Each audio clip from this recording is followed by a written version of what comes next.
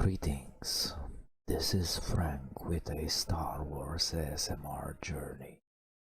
I recommend that you wear headphones as this will greatly improve your experience. The battle for Endor. This happens during the last part of episode 6, The Return of the Jedi. Emperor Palpatine just died, and Darth Vader stands in the arms of his son, Luke Skywalker. For the first time in a very long time, he's not wearing his mask, as he also dies slowly but surely. Anakin Skywalker feels the Force returning to him. The Empire is doomed, but the battles are not yet over. On a Star Destroyer facing the second Death Star, Admiral Iden Versio asks to speak to the commander of the Inferno Squad, his own daughter, Iden Versio. She was a soldier of the Galactic Empire, a damn good one, distinguished as a formidable TIE fighter pilot in the Imperial Corps. She was appointed by her father to be the commander of the Inferno Squad, the Imperial Special Forces commando unit he had assembled. What Iden Versio didn't know at this point was that she started walking down the path of defecting to the Rebel Alliance.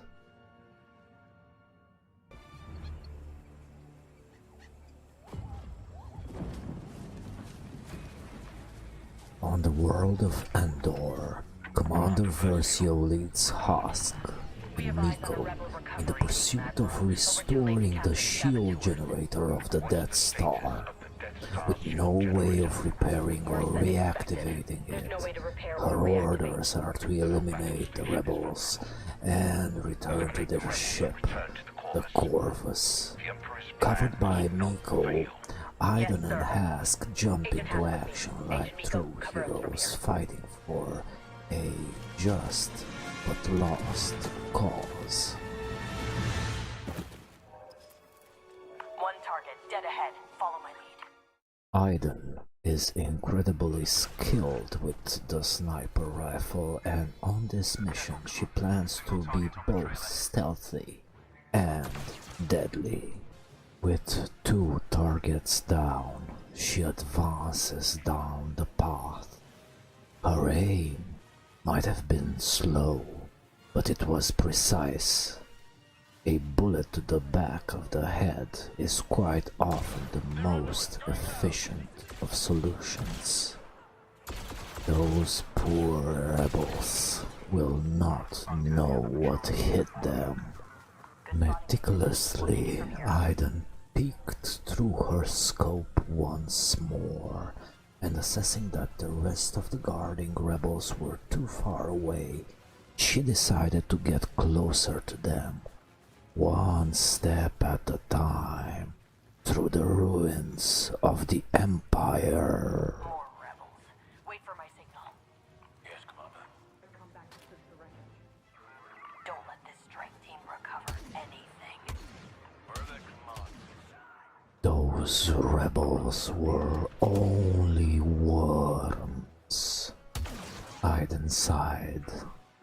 Maybe I am getting rusty, or old, or both. She frowned at the thought and grasped her gun more firmly, remembering the years of her training. "It is not your gun that shoots, kiddo," she heard the voice of her teacher whispering into her ear. "It is your very heart." She watched the rebel that was hiding behind the barricade, playing with her. She tried to aim straight to give a decisive shot, but he wasn't standing still. Why, she wondered, would you do such a thing in front of death itself?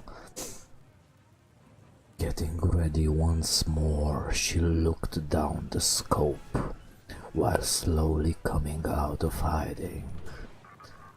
Aiming diligently at another rebel coming towards her, she heard a voice whispering again. Your heart, Iden. Your rifle is your very heart. Indeed, my heart, she thought, but has it turned to stone, to blackest iron, or to ash, like this forsaken place? Threat analysis. Well, she gasped while pulling the trigger.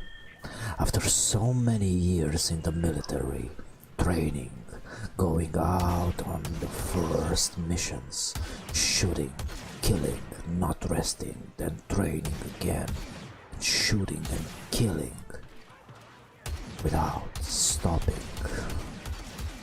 She sighed while piercing a rebel soldier's chest. If I hate my father, for what?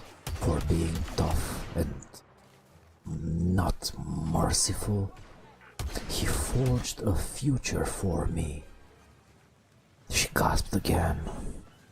He forged me like one used to forge a blade.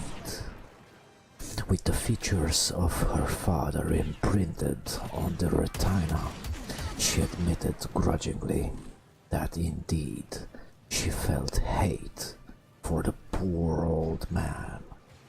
Aye, the poor old man that is an admiral serving the almighty galactic empire, and who answers directly to the emperor. She stopped, feeling shivers down her spine. Palpatine, the head of the empire, the ruler of 1,000,000 worlds. Rage came up in her throat. She never enjoyed the old hag's presence. Yes, that's what he is, an old hag, holding on to the high imperial seat like it was life itself. Of course, she heard the rumors about him, everything from assassinating the last Jedis to him being something far worse. A Sith Lord. She shivered once more at the thought that the Emperor of the Galaxy wielded that kind of power. The legends call it the dark side of the Force. With all the rebels in the area wiped out, Iden regrouped with her team. Everything around them was a mess, while the trees were fallen, burning, lifeless, charred and ugly.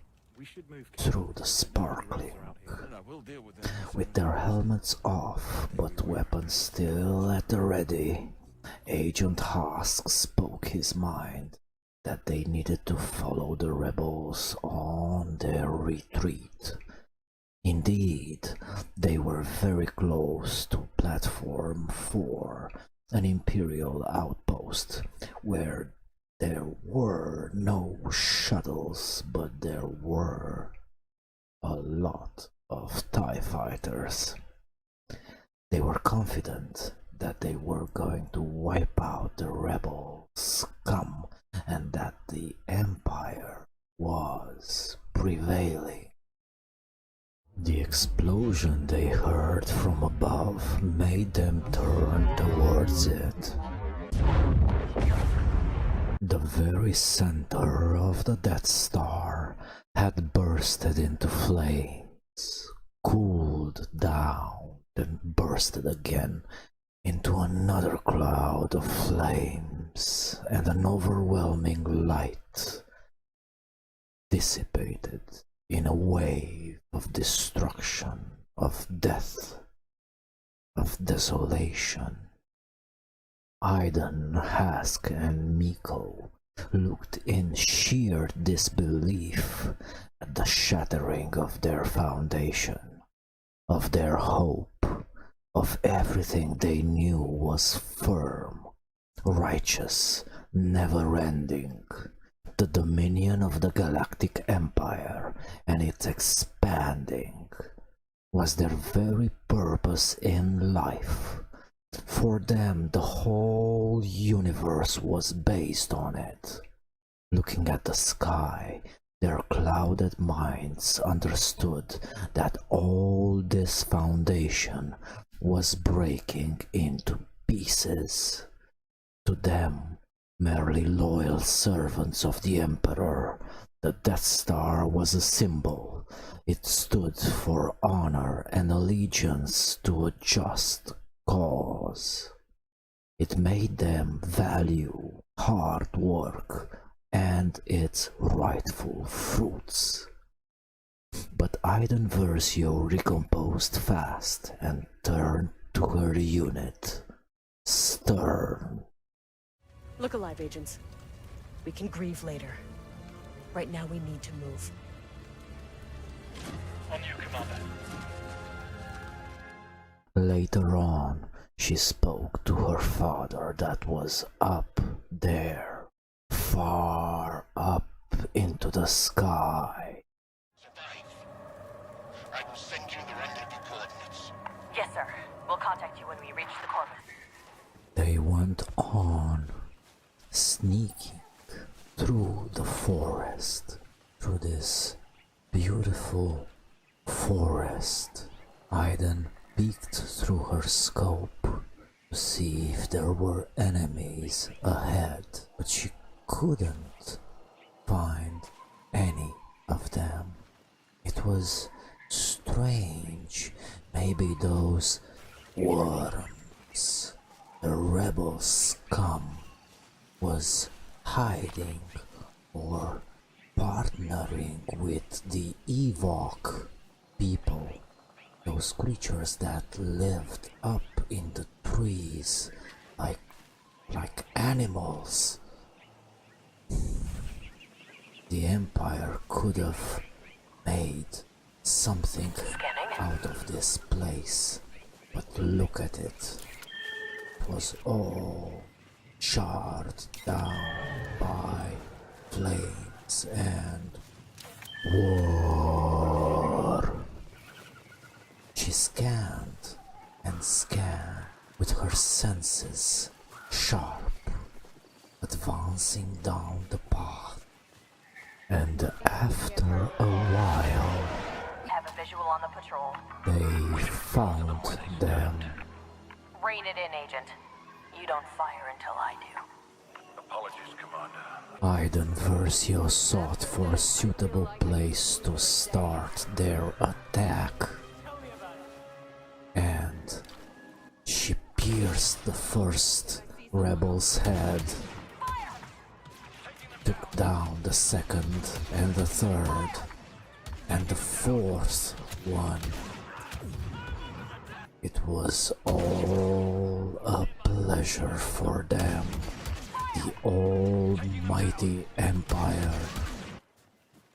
It didn't matter that the Death Star was down, that it was all shattered in space.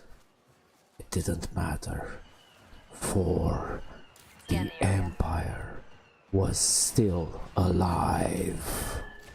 Look at those brave stormtroopers that still fought for their Emperor as if nothing had happened.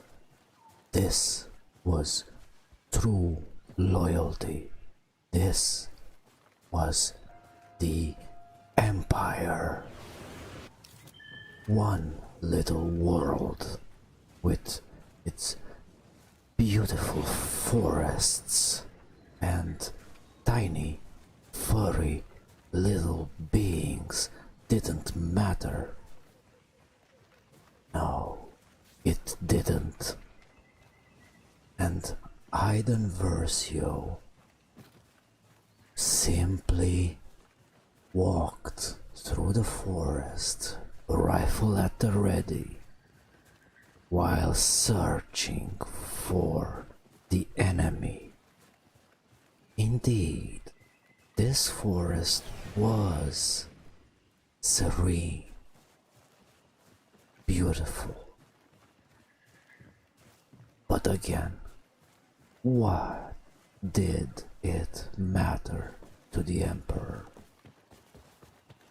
He could obliterate it with a finger snap.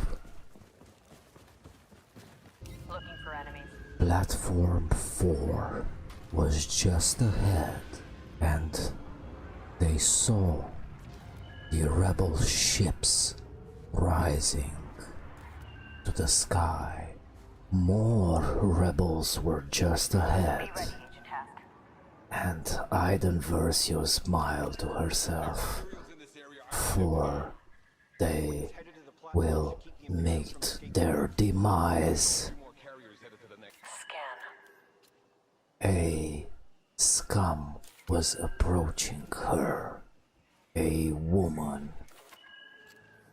She pierced her chest, then aimed at the others, eliminated one by one, swiftly, decisively, as if they were not human beings at all. In fact, they were not. They were worms, scum. And after all of them got what they deserved, she and her unit advanced to Platform 4 to create more havoc. We need to take down that walker. And aiming to take down the ATFT walker, she aimed straight at it. Those were kind of easy to obliterate, for they were frail, not comparing to all the Imperial arsenal, as were the rebels themselves. They didn't have the training, the sheer will, the allegiance to something greater than them. Iden smiled again, while she pierced one rebel after another. Indeed, as her teacher had told her, the rifle was her very heart, and the scope was her keen eye, intent on the enemy. But what she had realized in her training years was that the scope was keeping her far away from what she was shooting at. And this way, she was keeping herself safe at bay without the ability to feel. Her empathy was non-existent. Those were simply moving targets, and she evaded the head of a fellow stormtrooper, a fellow member, follower of the Empire, while she finished alongside her teammates all of the rebels here.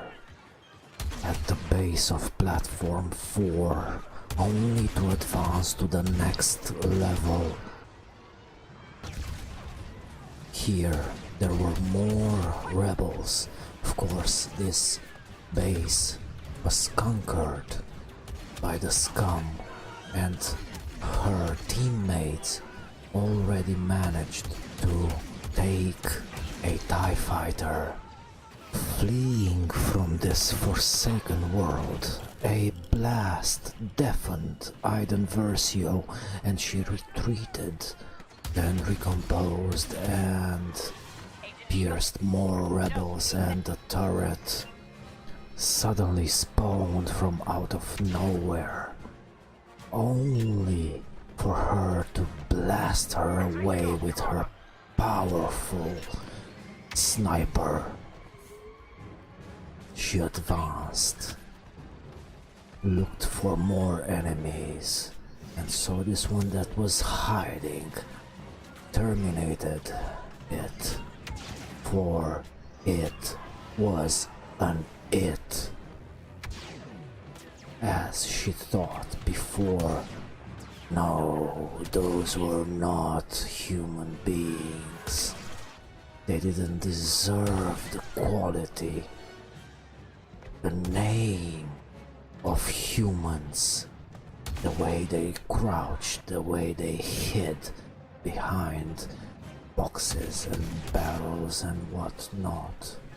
Iden advanced intently towards the last TIE fighter that was standing here on platform 4, but an X-Wing landed and she was happy. More targets to kill.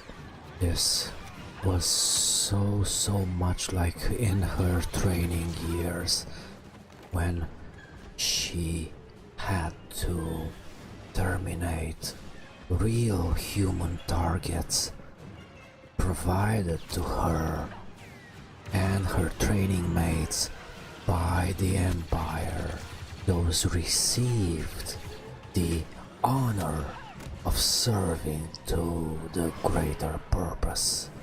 Iden Versio hid behind a container, only to find an enemy coming behind it. Another one. Oh, that one had its face blown off and laughed as the next one attempted to pierce her with his minigun.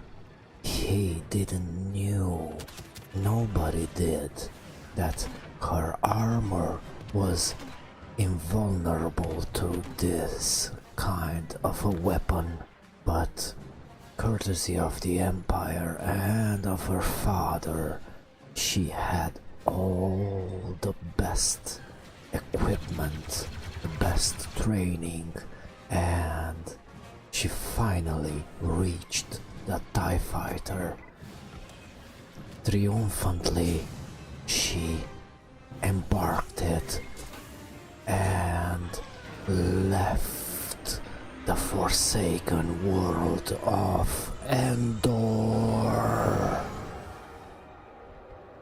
I hope you guys enjoyed this Star Wars Battlefront II ASMR, and I will be waiting for you on another one next week. And if you like what I'm doing, please subscribe to the channel and give it a like, share, subscribe, whatever you'd like. Goodbye.